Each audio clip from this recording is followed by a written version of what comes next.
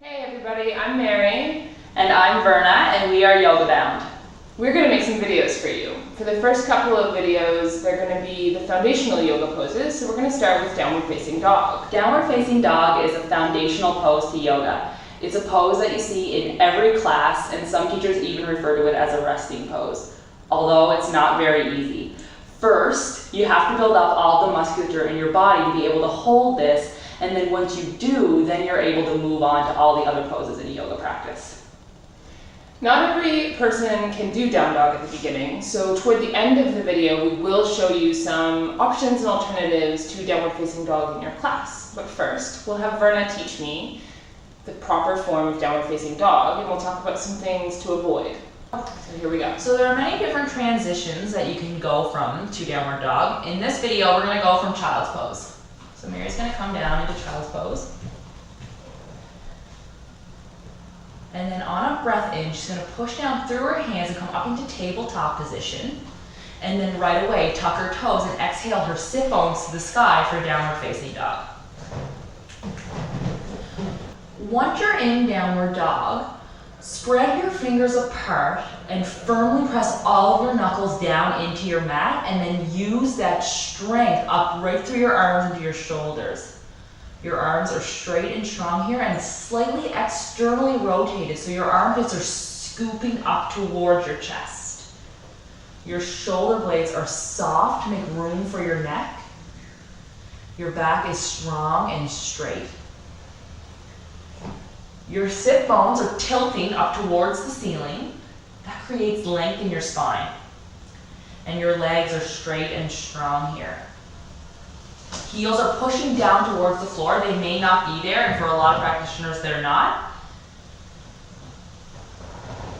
And then one tip to get that strength in your back would be to come up onto your toes and bend your knees. And then take a breath in, push down through your hands, and exhale, push your chest a little bit closer towards your knees to get that nice, strong, flat back. And then slowly start to descend your heels and straighten your leg as much as you can without losing that integrity. But sometimes this can cause people to push their chest a little bit too close to their knees, and it causes this bowing in your back. We don't want that. It's a little bit too far and it's hard on your vertebrae. So if this is you, you're going to push your chest out a little bit more to come back into that flat back. And you can use a mirror to help you with this so that you can have a look.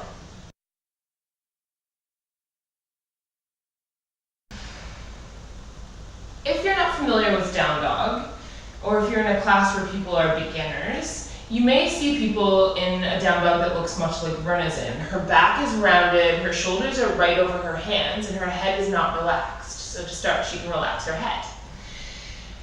The first step to hopefully making this a safer and more functional down dog is to walk her hands forward about 6 inches. That will allow her back to straighten just a little bit, pushing through her hands to lift her sit bones toward the ceiling. And oftentimes that cue will help. Oftentimes that will give you a nice flat, smooth back, sit bones raised up toward the sky. Sometimes, if you have tight hamstrings, you'll need to keep a deeper bend in the knee. And that's fine. You want to work to have your heels toward the mat. It doesn't matter if they ever get there. It's a lot of upper body work, still pressing through the hands, lifting the sit bones.